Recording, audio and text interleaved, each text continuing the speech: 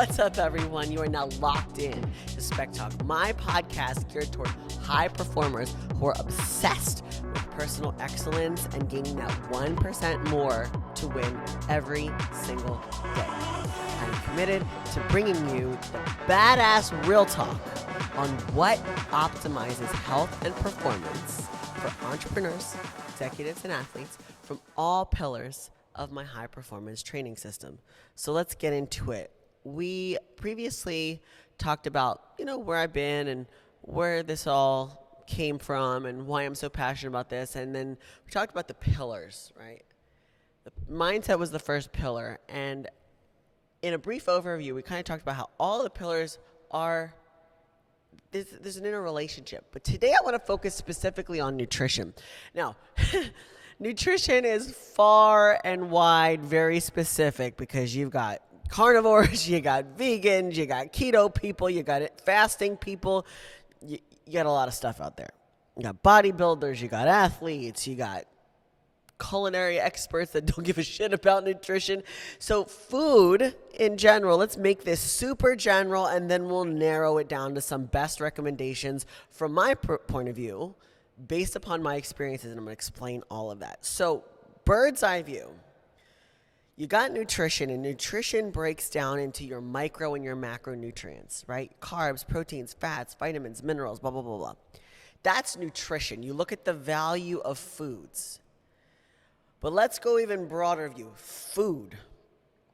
Food itself is a very broad thing that's cultural. So I live here in Miami, got empanadas and tostones and all these things all over the place that maybe it does or maybe it doesn't fit my diet right now. But the culture down here is of a Hispanic influence. So of course, I'm going to run into some amazing food that is not exactly bodybuilder, right? My background is Italian. I grew up on pasta and meatballs and cannolis and shit. Being able to have 7 and 8 course dinners. And that was normal. That was the big culture of the big Italian family in New Jersey, right? Food is also social. So you get how I like to take you away from the minutia of, like I talked to you about macros and what makes up proteins and amino acids and shit all day. But when you look bird's eye view, you really figure out what the problem is with people. It's not the lack of knowledge, like, oh, protein is great for you in muscle building. It is, what do I have to know about you? And what do you have to know about yourself in order to make any plan from keto to carnivore successful for you?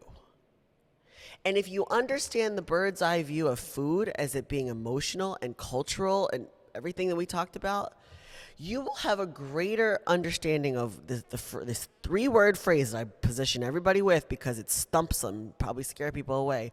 You will have a greater understanding of what you are ready, willing, and able to do. So let's just take a short, stocky Italian from Philadelphia / New Jersey who wants to bodybuild, and you're going to tell me I can't have pasta for the most part on a bodybuilding diet, especially in the cutting phase. If I am not ready, willing, and able to go after a goal more than I am willing and ready and able to divorce myself from some of the foods in my culture that are not conducive to the goal, I will fail. So when people come to me, they don't realize that there's a huge difference. I don't just write you a meal plan. I can, and I will if you're that type of person. But people don't understand sometimes the value of a coach because I'm not giving you just a meal plan. You can go and get a meal plan. I used to get meal plans from the nutrition store when I was in high school. But I was in the study phase because I was a freaking nerd about this since I was 15, right? I wanted to know about training and nutrition, and I did every diet under the sun, and my mom thought I was crazy, and one week I ate meatballs, the next week I only ate granola bars, next thing you know, I didn't eat anything at all because I just was trying to figure out what I was trying to learn about food until I got formal education and then experimentation on top of that. So my point is, if you understand food has all of these other things of like red tape around it, then you can dive into the nutritional aspect of food.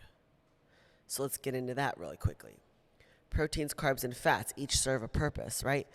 Protein, building block of muscle. Carbs, energy source. Too much carbs turns into fat because you store it. And then fat, dietary fat, is important for hormonal balance and tons of other functions. This is the crash course in it.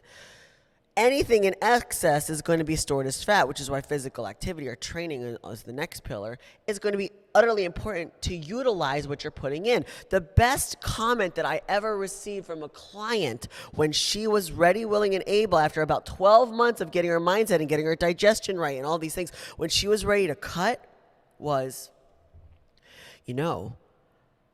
I finally realized how little food we need in order to get lean and still perform well. Which basically of sorts is saying we're all a bunch of fat asses eating way too fucking much because we are storing it here, there, and the other place. But when you're trying to achieve a lean physique and you dial in on the nutritional targets in the ranges that are your goals and you test that out and you see if you gain, you see if you lose, you see if you maintain from those markers of the levels of carbs, proteins, and fats for that phase, you realize what do you need to optimize your aesthetic with your performance. Because I've thrown the baby out with the bathwater some years where I was so focused on weighing every little thing and so paranoid and neurotic and anxious that I actually looked like shit and I felt worse.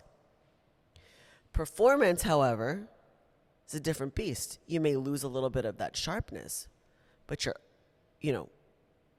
killing it in the gym, you're running, jumping. The thing that is beautiful about what I do and what I've done for this particular client who had this epiphany moment is marry the two. And there are a million different strategies on how to do that.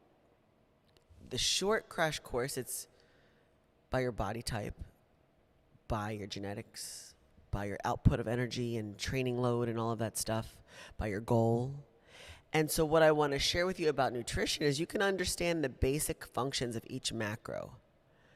And I can teach you in a crash course right now. If you want to be lean, the fastest way to get lean, of course, is to drop carbs because you're going to drop a ton of water. And then eventually you're going to pull in your fat stores. But if you don't want to eat protein, you're going to spare muscle because your body wants to burn muscle before it wants to burn fat.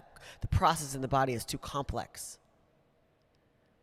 So if you're looking to be a physique athlete, you have to understand from a coach like myself, how do you balance these things?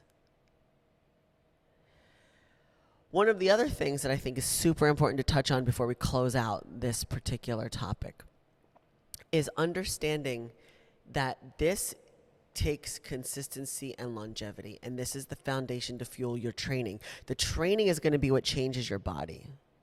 Bulk, cut, whatever you want to call it, right? Lean, gain, or just get fat. But the two are married together so closely that is the beauty of coaching versus this is a meal plan, this is a training plan, figure it out, okay? So I hope this impresses upon you a little crash course of what food is, how mental state, culture, and upbringing affects food choices. And then when you're ready to move beyond that, what nutrition actually is. And then how there's a million ways to skin a cat, but the thing that most people are missing is the consistency to any one thing so they never know what works. And if you want to find out what works for you, we can have a call. Hit me up on Instagram at Christina Speckos or on Facebook. And additionally, if it's a longer form, Christina at ChristinaSpeckos.com is my email address. Be more than happy to address any concerns. And if you like any specific thing that I said and you would like it to be in more depth in another podcast, shoot me a message and we'll get you working.